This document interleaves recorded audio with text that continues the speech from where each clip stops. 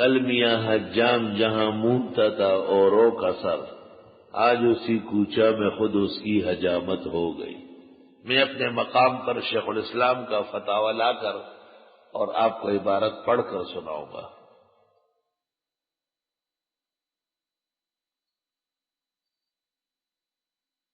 میں مشکات شریف پڑھا رہا تھا سابیہ والوں کو، یہ دفتر کے سامنے۔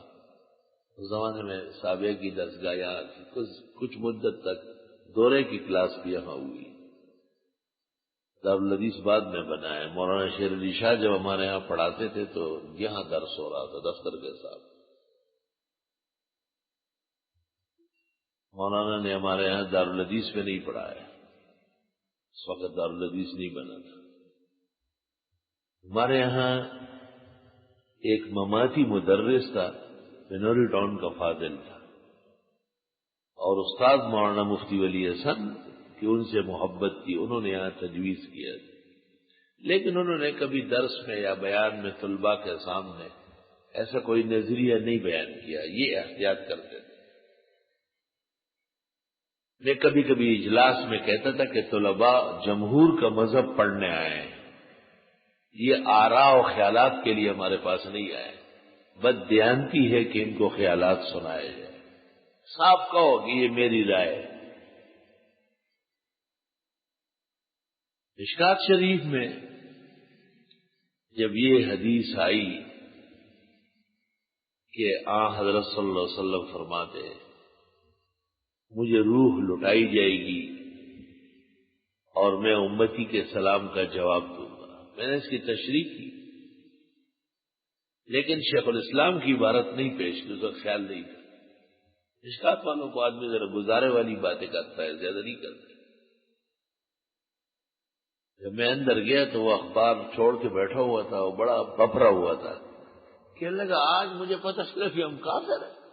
میں نے کہا آج پتہ چلا، کل نہیں چلا تھا، تو بہت طرح سے معلوم ہونا چاہیے۔ کہنے لگا کسی نے یہ بات کہی ہے کہ مرنے کے بعد روح و جسم کا کسی قسم کا تعلق نہ ماننے والا یہ مسلمان نہیں ہے۔ میں نے کہا بالکل بالکل۔ خلاصہ میں بھی ہے، بزازیہ قاضی میں ہے، من انکر عن عذاب القبر کفرا، من انکر عن سوال منکر و نکیر کفرا۔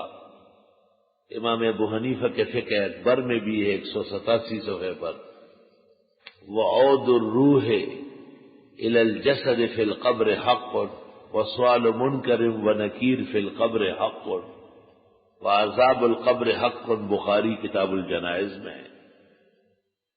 لیکن میں نے کہا اب اس کو مختصر سی بات کرو، بہت گرم ہوا۔ میں نے کہا مرنے کے بعد قیامت سے پہلے پہلے اس روح اور جسم کا کسی درجے میں، شعور کے درجے میں کوئی تعلق ہے یا نہیں؟ مجھے کہا کہ نہیں۔ میں نے کہا اچھا۔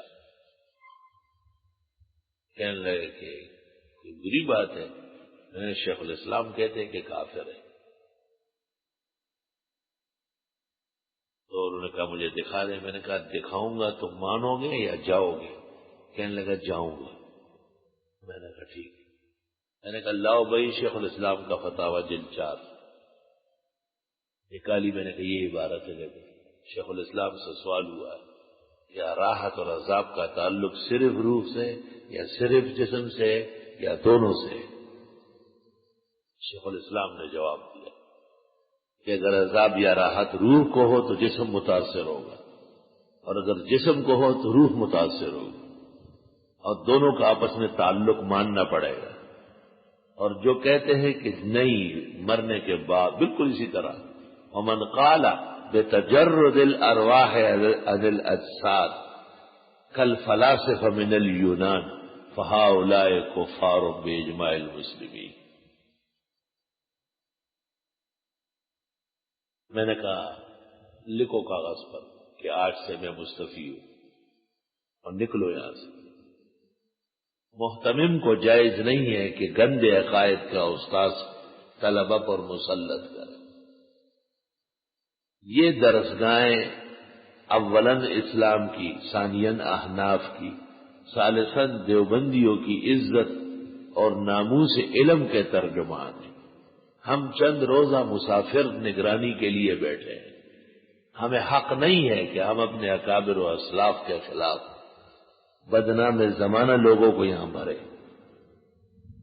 بعض معتمین اسکول کی طرح اور کالجوں کی طرح خالی ٹیچنگ کے قائل ہیں۔ یہ خالی ٹیچنگ کی جگہ نہیں ہے، یہ ایمانیات کی جگہ ہے۔ مدرس کے علم سے زیادہ اس کا عقیدہ درست ہونا اور پڑھانے سے زیادہ اس کا باعمل ہونا یہ لازم ہے۔ دارالعلوم دیوبند میں بڑے استاد مولانا نبی حسن صاحب کا انتقال ہوا تھا، تو پھر استاد تجویز ہو رہا تھا بھائی کوئی استاد رکھا جائے۔ اس زمانے میں ایک مولانا عبدالسلام تھے دہلی میں، وہ تھے تو قندھار کے لیکن زمانوں سے وہاں آباد تھے۔ وہ مولانا نبی حسن کے فن میں امام تھے، بہت قابل استاد تھے، لیکن حضرت شیخ الاسلام نے جب ان کو تجویز کیا تو یہ پتہ بھی چل گیا کہ وہ عقیدت سمجھاتے ہوئے طالب علموں کو سخت تعبیر کرتے ہیں۔ مثلا یہ یقول للطالب یعنی ھذا کورق جسد امک۔ شیخ الاسلام نے کہا کہ دارالعلوم دیوبند میں تو ضرورت ہے کہ علم کے ساتھ اعمال بھی بہترین ہو۔ یہ تعبیر تو صحیح نہیں ہے جو وہ طلباء کو کر رہا ہے سبق کے دوران۔ اسی طرح ایک مدرس نے کلاس میں کہیں کہا کہ داؤد علیہ السلام کو ٹیلی فون آیا۔ حضرت بنوری نے اسی وقت کلاس سے باہر نکالا، نکلو یہاں سے، اور چپڑاسی کا پکڑ کے باہر گیٹ سے باہر نکالا۔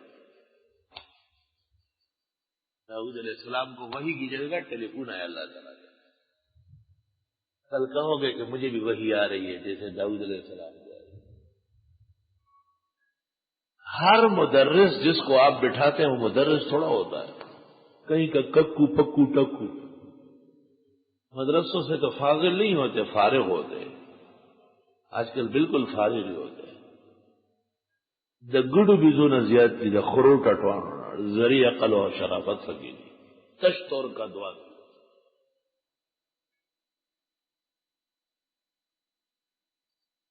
ضرورت کیا ہے؟ مسلک کی تعین اہدنا الصراط المستقیم میں ہم نے کہا یہ تعین مسلک ہے اور تسدید مشرب ہے۔ نظریہ صاف ستھرا ہونا چاہیے، صاف ستھرا۔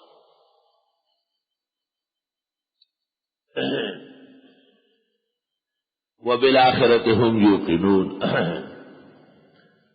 یہ ایک مسئلہ ہوا کہ بعد ما مات روح و جسد کا تعلق ہے، اور یہ تعلق تمدید ہے الی یوم القیامہ۔ اگر صالح ہے تو راحت و آرام ملے گا، اور اگر غیر صالح ہے تو تکلیف اور سزا ملے گی۔ یہ اہل سنت کا قاطبتاً عقیدہ ہے، اس پر کوئی سودہ بازی نہیں۔ باقی اس تفصیل میں، اس کیس کی بحث میں پڑھنا علم نہیں ہے۔ لا تشعرون اور لا یشعرون قرآن کہتا ہے۔ بس جس قدر تفصیل حدیث میں آئی ہے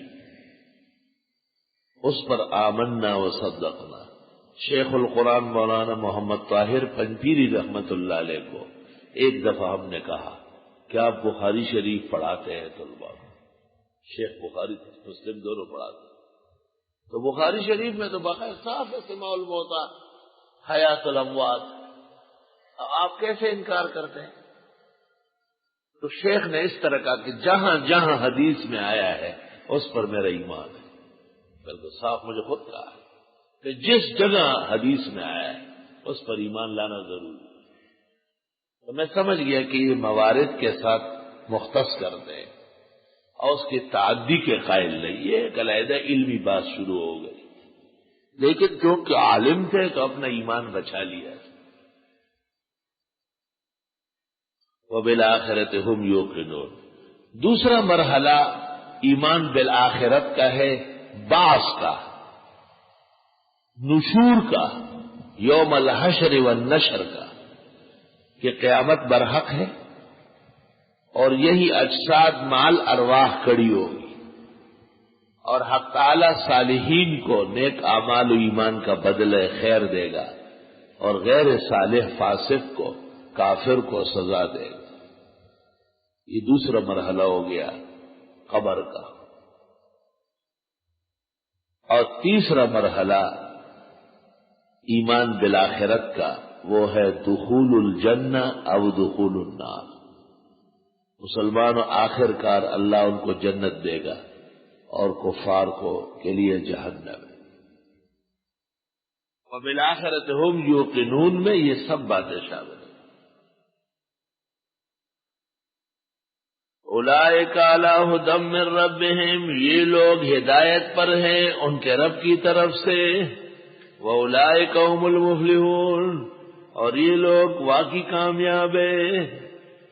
اللہ اکبر۔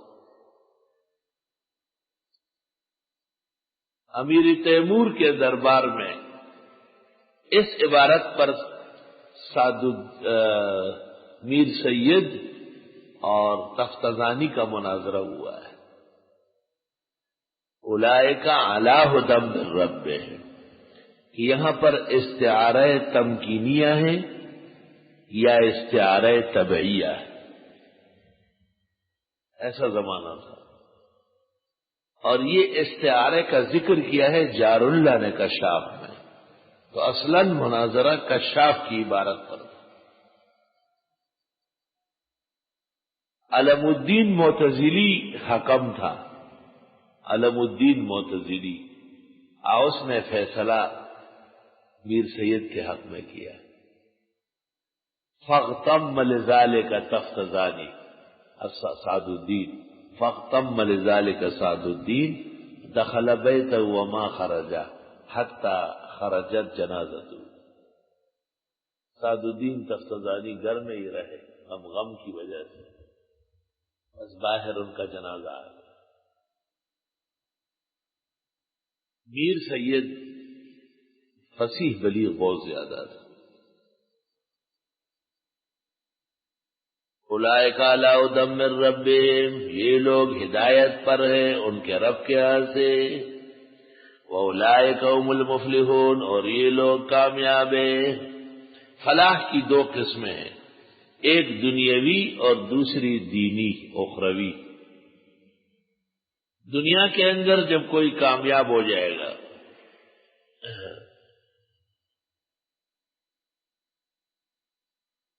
تو اس کو چند چیزیں مل جائے گی۔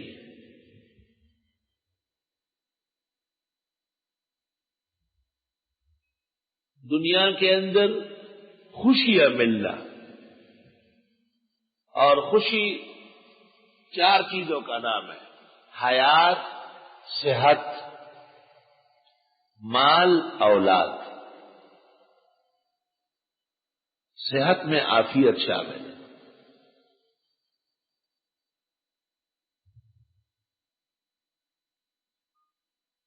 امام راغب نے کہا ہے کہ بقا اور غنا، آدمی جیے اور ضروریات اس کی پوری ہو، فہو مفلح۔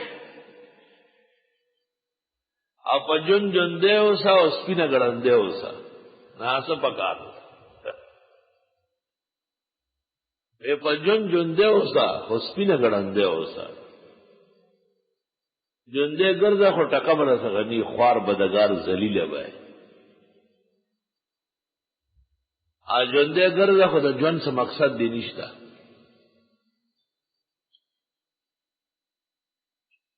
یہ فلاح دنیاوی ہے، اور اخروی فلاح چار چیزوں کا نام ہے، بقاؤن بلا فنا، وغنن بلا فقر، وعز بلا ذل، وعلم بلا جہل۔ او بابا چار چیزیں، پریشان ہو گئے۔ بقا ہوگی، فنا نہیں آئے گی، بقاؤن بلا فنا، وغنن بلا فقر، مالداری ہوگی مفلسی نہیں آئے گی. وعز بلا ذل، عزت ملے گی ذلت نہیں ہوگی. وعلم بلا جہل، مفردات امام راغب صفحہ 385.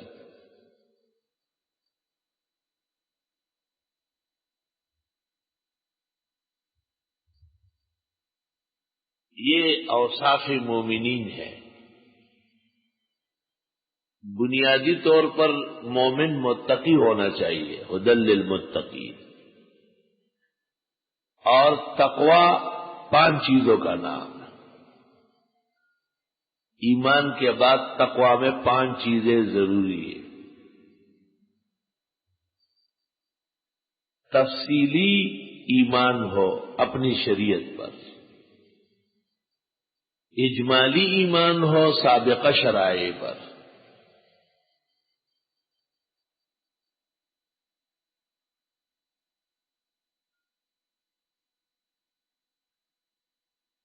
تفصیلی اور اجمالی ایمان ہو، یعنی تفصیلی اپنی شریعت پر، اجمالی سابقہ پر،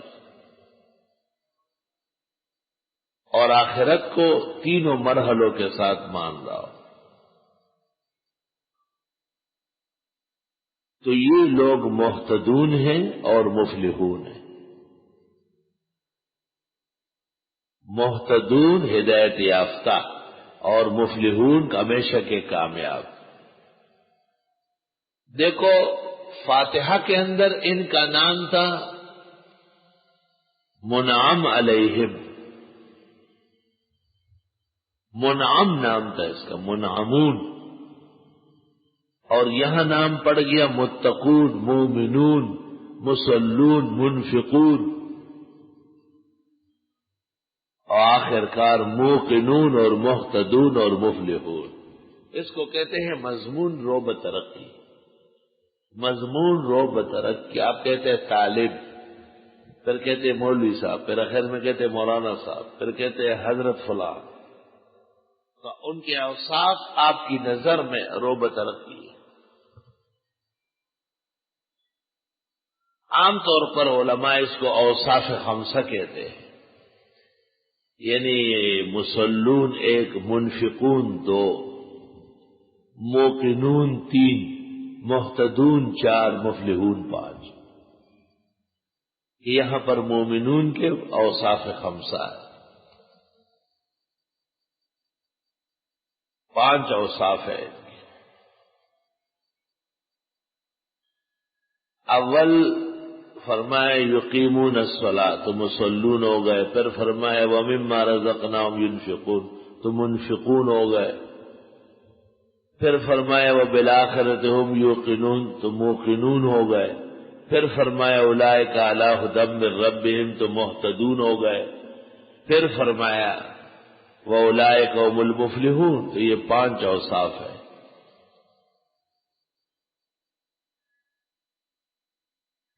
فاتحہ اجمالی صورت تھی، اس میں صرف انعمت علیہم، منعمون تھے، اور یہاں بن گئے ہیں اوصاف خمسہ کے ساتھ متصف.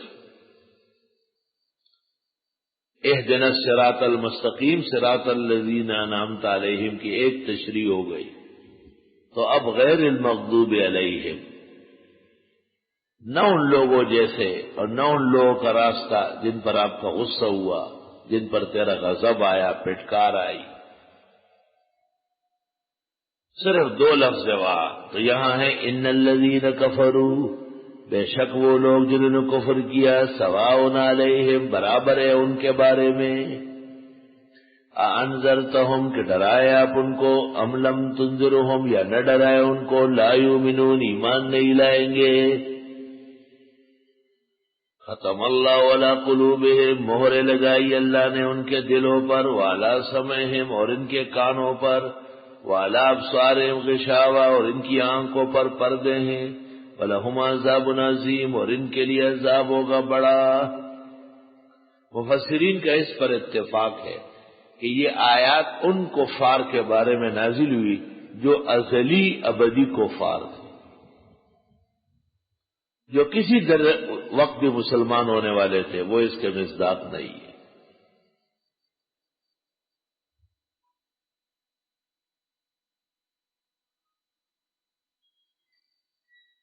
ان الذین کفروا، بے شک وہ لوگ جنہوں نے کفر کیا. کفر ضد ایمان ہے، اور کفر هو الانکار او الجہد عما ثبتت ضرورته فی الدین. هو الانکار او الجہد عما ثبتت ضرورته فی الدین. جس بات کی ضرورت دین میں ہو اور یہ نہ مانے یا ہٹ درمی کرے، یہ کافر ہے. یہ تعریف امام اعظم سے منقول ہے. آپ نے فرمایا لا نکفر احدا من اہل القبلہ ما لم ينکر احدى من ضروریات الدین، جب تک ضروریات دین میں سے کسی ایک کا انکار نہ کرے. جیسے نماز کی رکعتیں، 5 اوقات خمسہ، شہر رمضان کے روزے، زندگی بھر کا حج، قرآن کی 114 سورتیں بما معوذتین کے، نکاح، طلاق، حلال اور حرام، یہ ضروریات ہیں. اگر کوئی شخص کہے حلال حرام سب برابر ہے، کافر مطلق ہے. اگر کوئی شخص کہے کہ نکاح اور زنا میں کوئی فرق نہیں ہے، پکا کافر ہے. روح المانی میں ہے کہ نبی کریم صلی اللہ علیہ وسلم اور دیگر انبیاء کو بشر ماننا یہ بھی ضروریات ایمان میں سے ہے. اور آلوسی نے لکھا ہے کہ اگر کوئی شخص نبی تو مانتا ہے لیکن وہ کہتے ہیں میں نہیں جانتا کہ وہ نور ہے یا خاکی ہے یا جنی ہے، تو آلوسی لکھتے ہیں لا شک فی کفری، اس شخص کے کفر میں شک نہیں. لانکاری ہی وجحودی ہی اما تلقتہ القرون، ہر دور اور ہر زمانے میں جو اسلام کی ضرورت رہی کہ انبیاء سب انسان و بشر تھے، اس کا منکر ہے. میں اس وقت تفصیل زیادہ نہیں کروں گا، کوئی اور جگہ آ رہی ہے وہاں انشاءاللہ زیادہ تفصیل ہوگی. یہاں تفصیل کا اجمال پیش کر رہا ہوں. کفر اعتقادی چیز ہے، کبھی کبھی عملی ہے. کمن سجدہ لوثن، جیسے کسی نے بت کے سامنے سجدہ کیا، یہ عمل ہے، عقیدہ ہے یا نہیں ہے لیکن اسلام سے خارج ہو گیا. اور سب احدا من الانبیاء، انبیاء میں سے کسی بھی پیغمبر کی شان میں نازبہ کلمہ کہا.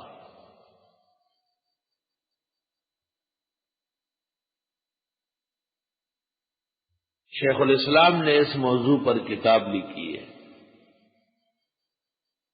السیف المسلول علی شاتم الرسول، ابن تیمیہ کی کتاب ہے. السیف المسلول علی شاتم الرسول،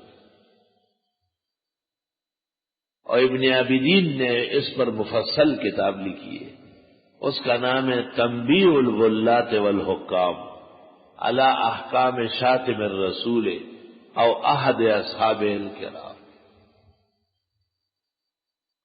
تنبیہ الولات والحکام علی احکام شاتم الرسول او احد اصحاب الکرام.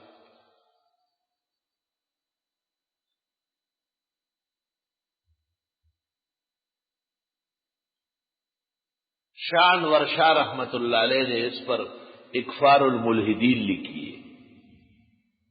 اکفار الملحدین میں اس مسئلے کو اٹھایا ہے کہ ہر تعویل مسموع نہیں ہے، بعض تعویلات بھی کفریات ہیں.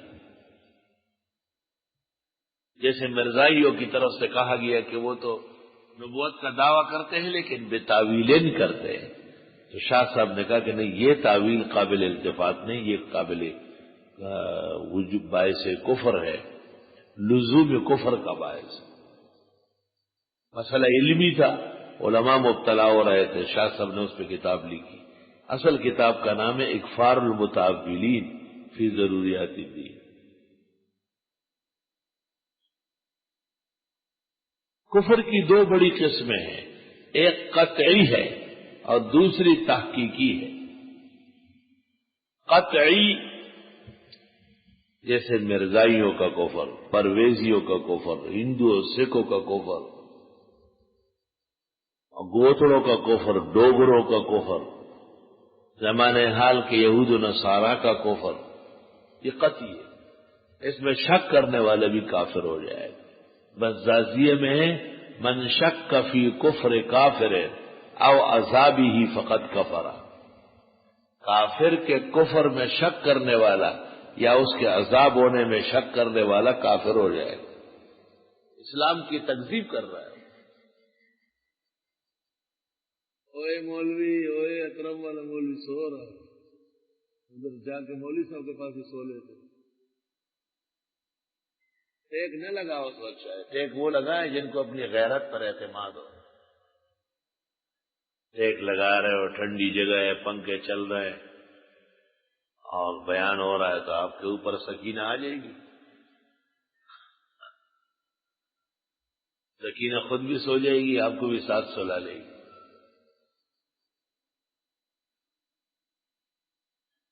یہ تمہیں شرم نہیں آتی مجھ جیسے کمزور اور بیمار سے کہ میں بالکل ٹیک نہیں لیتا؟ آپ دیکھیں بہت کم کئی بار، ورنہ معمول نہیں ہے یہ.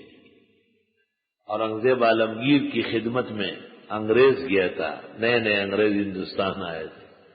کہتے لال قلعے میں بڑی مشکل سے داخل ہوا. 96 سالہ بوڑھا بادشاہ، ململ کا کرتا پہنا ہوا، لٹے کی شلوار زیب تن کیا ہوا، اور سر پر ململ کی پگڑی تھی اور اس میں بڑا سا ایک زمرد لگا ہوا تھا تاج کے اندر، اور تاج بادشاہ کی پگڑی تھی. اور اس طرف بھی بڑے بڑے افسران کھڑے تھے، ان کو ہدایات دے رہے تھے، اور اس طرف بھی دونوں کو روانہ کر رہے تھے. انگریز جاسوس لکھتا ہے کہ میں نے دیکھا کہ بادشاہ کے جسم کے سین کے تاروں سے بندھا ہوا ہے، ایسا پختہ جسم. اچانک مجھ سے پوچھا کیوں آئے ہو، کس کے کہنے سے آئے ہو، کس کام کے لیے آئے؟ پہچان لیا نا یہ انگریز ہے. تو کہا مجھ سے جواب نہیں بنا بالکل. جب ان کی توجہ کہیں اور ہو گئی تو بھاگنا شروع کر دی. ٹیک لگانا تو علامت ہے کہ کام کی اہمیت دل میں نہیں. جب آدمی بے روزگار ہو اور آرامی کر رہا ہو تو ٹیک لگائے گا ضرور. حضرت نے بھی ٹیک لگانا پسند نہیں کیا. لا آکل متکئن، میں ٹیک لگا کے نہیں کھاؤں گا. انما آکل کما یاکل العبد، ایسا کھاؤں گا جیسے بندہ کھاتا ہے. تو بندگی پیدا کرو اپنے اندر، ٹیک ویک نہیں لگاؤ، اپنے سہارے بیٹھ جاؤ. اور اتنا بھرپور ناشتہ نہ کرو کہ پھر آپ کے اوپر مسلط ہو جائے. خورد کو ند رنجور رنجور تر، واقع معمور استرا معمور تر.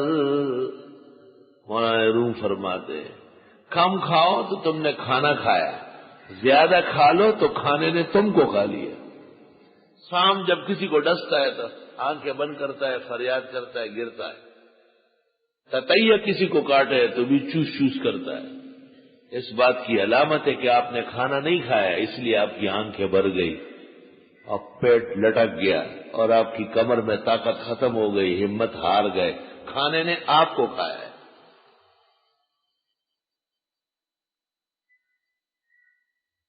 ان الذین کفروا، بے شک وہ لوگ جنہوں نے کفر کیا، تو ایک کفر قطعی ہے اور دوسرا کفر تحقیقی. جیسے اس زمانے کے غلات مبتدعین، غلات مبتدعہ، یہ لوگ 3 نظریوں سے کفار ہیں.